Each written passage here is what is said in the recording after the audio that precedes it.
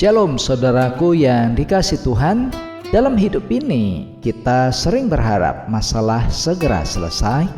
Namun kenyataannya saudara, setelah satu persoalan berlalu, sering muncul persoalan yang lain. Akibatnya kita mudah bertanya, Tuhan, kapan semua ini berakhir?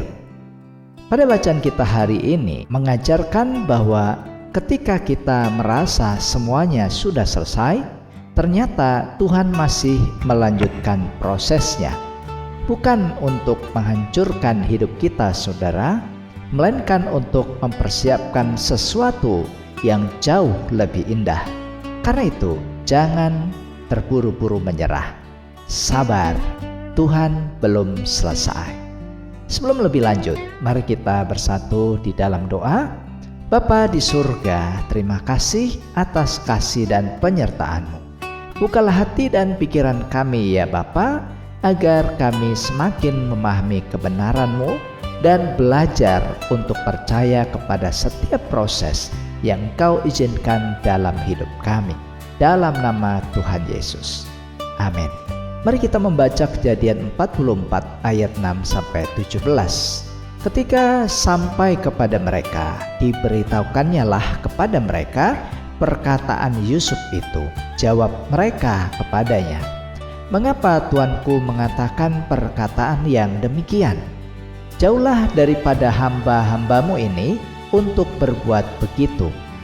Bukankah uang yang kami dapati di dalam mulut karung kami telah kami bawa kembali kepadamu dari tanah Kanaan? Masakan kami mencuri emas atau perak dari rumah tuanmu? Pada siapa dari hamba-hambamu ini kedapatan piala itu, biarlah ia mati, juga kami ini akan menjadi budak tuanku." Sesudah itu berkatalah ia, "Ya, usulmu itu baik. Tetapi pada siapa kedapatan piala itu, hanya dialah yang akan menjadi budakku, dan kamu yang lain itu akan bebas dari salah." Lalu segeralah mereka masing-masing menurunkan karungnya ke tanah dan masing-masing membuka karungnya. Dan kepala rumah itu memeriksanya dengan teliti. Ia mulai dengan yang sulung sampai kepada yang bungsu. Maka kedapatanlah piala itu dalam karung Benyamin. Lalu mereka mengoyakkan jubahnya dan masing-masing memuati keledainya, dan mereka kembali ke kota. Ketika Yehuda dan saudara-saudaranya sampai ke rumah Yusuf, Yusuf masih ada di situ. Sujudlah mereka sampai ke tanah di depannya. Berkatalah Yusuf kepada mereka, "Perbuatan apakah yang kamu lakukan ini? Tidakkah kamu tahu bahwa seorang yang seperti aku ini pasti dapat menelaah?" Sesudah itu berkatalah Yehuda, "Apakah yang akan kami katakan kepada tuanku? Apakah yang akan kami jawab? Dan dengan apakah kami akan membenarkan diri kami? Allah telah memperlihatkan kesalahan hamba-hambamu ini. Maka kami ini budak tuankulah kami, baik kami maupun orang pada siapa kedapatan piala itu." Tetapi jawabnya, "Jauhlah daripadaku untuk berbuat demikian. Pada siapa kedapatan piala itu, dialah yang akan menjadi budakku, tetapi kamu ini pergilah sampai dengan selamat kepada ayahmu." Nah saudaraku yang dikasihi Tuhan, 3 kebenaran sejati yang kita temukan pada bagian ini. Yang pertama, Tuhan belum selesai menguji hati. Ayat 6-9. Saudara-saudara Yusuf sedang dalam perjalanan pulang. Mereka merasa semua urusan telah selesai. Namun tiba-tiba mereka dikejar dan dituduh mencuri piala milik Yusuf. Mereka tentu terkejut saudara, dan tidak mengerti mengapa hal itu terjadi. Sesungguhnya Yusuf sedang menguji mereka. Ia ingin melihat apakah hati mereka memang benar-benar sudah berubah dari masa lalu. Dahulu mereka tega menjual Yusuf. Sekarang, apakah mereka masih akan mementingkan diri sendiri, atau tetap setia kepada Benyamin. Demikian jugalah saudaraku di dalam kehidupan kita ini. Terkadang Tuhan mengizinkan ujian datang bukan karena Allah ingin menghukum kita, tetapi karena Dia sedang membentuk hati kita. Melalui ujianlah Tuhan menolong kita melihat apakah iman, kasih dan ketaatan kita itu semakin bertumbuh. Firman Tuhan mengajarkan bahwa Allah mengenal hati setiap orang dan memakai berbagai keadaan untuk memurnikan kehidupan umatnya. Itulah yang tertulis di Mazmur 66 ayat 10. Sebab Engkaulah ya Allah yang telah menguji kami, memurnikan kami seperti orang memurnikan perak. Dan yang kedua saudara, Tuhan belum selesai membentuk karakter di ayat 10-13. Ketika piala ditemukan di dalam karung Benyamin, semua saudara Yusuf mengoyakkan pakaian mereka sebagai tanda duka cita. Mereka tidak meninggalkan Benyamin untuk menyelamatkan diri. Sebaliknya, mereka kembali bersama-sama menghadap Yusuf.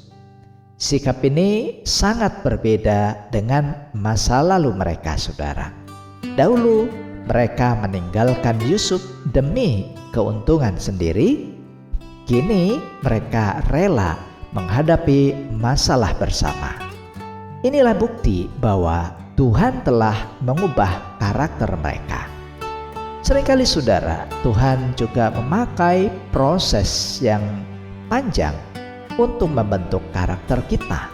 Kesabaran, kerendahan hati, kasih, dan juga kesetiaan tidak muncul dalam waktu semalam. Semua itu dibentuk melalui berbagai pengalaman hidup yang Tuhan izinkan. Tuhan terus membentuk hidup kita agar semakin mencerminkan karakter Kristus. Itulah yang tertulis di dalam Yakobus 1 ayat 4. Tetapi hendaklah ketekunan itu beroleh buah yang matang, supaya kamu menjadi sempurna dan utuh dan tak kekurangan suatu apapun. Dan yang ketiga saudara, Tuhan belum selesai menggenapi rencananya di ayat 14-17. Ketika mereka berdiri di hadapan Yusuf, keadaan tampak semakin buruk. Benyamin dituduh bersalah dan masa depan mereka seolah-olah menjadi gelap. Namun mereka tidak mengetahui bahwa Tuhan sedang membawa mereka kepada peristiwa yang luar biasa. Tidak lama lagi Yusuf akan menyatakan jati dirinya dan keluarga mereka akan dipulihkan. Demikian juga saudara, dalam kehidupan kita ini, ketika jalan terasa buntu, bukan berarti Tuhan telah meninggalkan kita. Bisa jadi kita sedang berada di bagian akhir dari proses yang Tuhan pakai untuk membawa kita kepada rencananya yang jauh lebih besar. Karena itu, jangan cepat putus asa. Jika Tuhan belum selesai bekerja, berarti saudara, itu masih ada harapan. Tuhan tidak pernah berhenti di tengah jalan. Apa yang telah Dia mulai pasti akan Dia selesaikan pada waktunya. Walaupun kita belum melihat akhirnya, Tuhan selalu setia menggenapi setiap rencananya pada waktu yang tepat.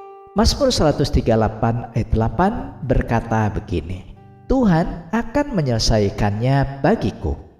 Ya Tuhan, kasih setiamu untuk selama-lamanya. Janganlah kau tinggalkan perbuatan tanganmu.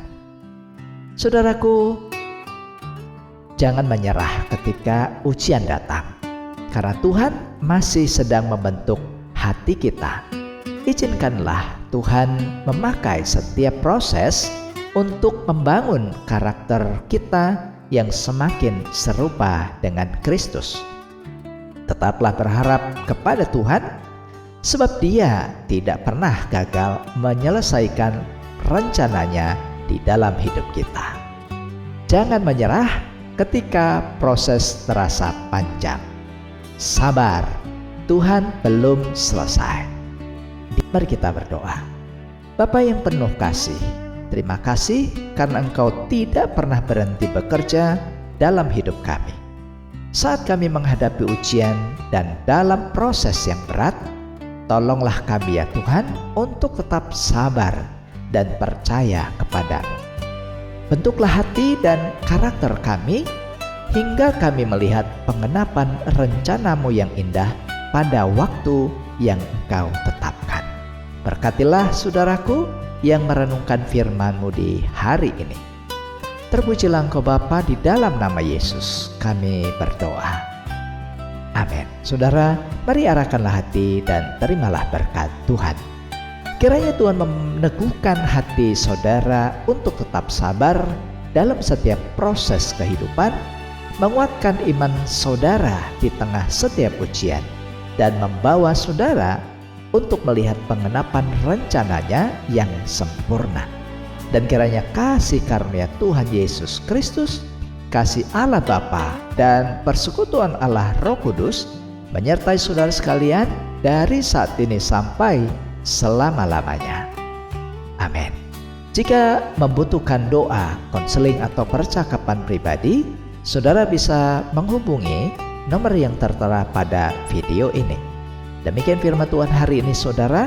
Terima kasih, selamat beraktivitas. Tuhan Yesus memberkati dan sampai jumpa pada seri Renungan SKS berikutnya. Shalom.